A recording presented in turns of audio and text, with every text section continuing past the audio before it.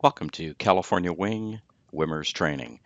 We're going to start with aircraft scheduling. What we want to do first is log into WMIRS. We can select either our pre-made icons or we could type in WMIRS in the search bar and we pick WMIRS 2.0, utilize our login with our CAP ID and our password, and select sign in.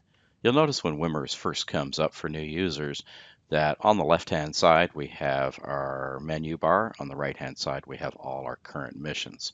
What we want to do is expand the menu bar, click on support, and then scheduling module, and we're presented with a calendar view of the aircraft that are scheduled.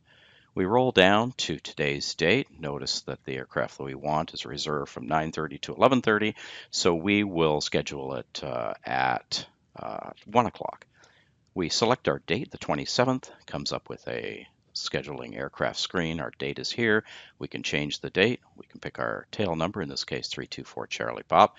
It's scheduled for me. By selecting this, we can change who it's scheduled for. We can select our mission. In this case, we will select the 19 Charlie 3544. We're going to start at 1300, 1 o'clock PST. We're going to reserve it for, schedule it for 2 hours, and in this case, not add the sortie. And now we'll press the schedule button. It'll give us a message that we have scheduled it from today from 1 o'clock to 3 o'clock.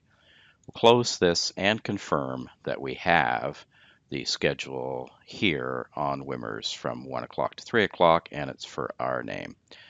This is very important to make sure that the schedule did save in WMIRS. And we will then receive an email from the WMIRS system that says it's scheduled for me today from 22 Zulu to 00 Zulu. And we can find more information by clicking on here. Speaking of Zulu, if we click on the schedule again, we can see here that my time zone is set as PST. If you wanted to change that and you have Zulu, you can click on that link and then change the time zone, and we do or do not observe daylight saving time.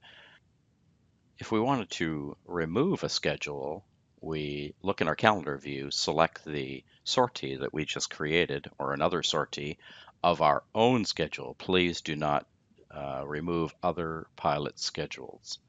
We click on our schedule and scroll down to where it says update or remove. If we wanted to change it, we make our changes and select update, or to remove it, we press remove. Select OK. We get a message that it's been removed. The calendar will refresh, and now we have removed our schedule.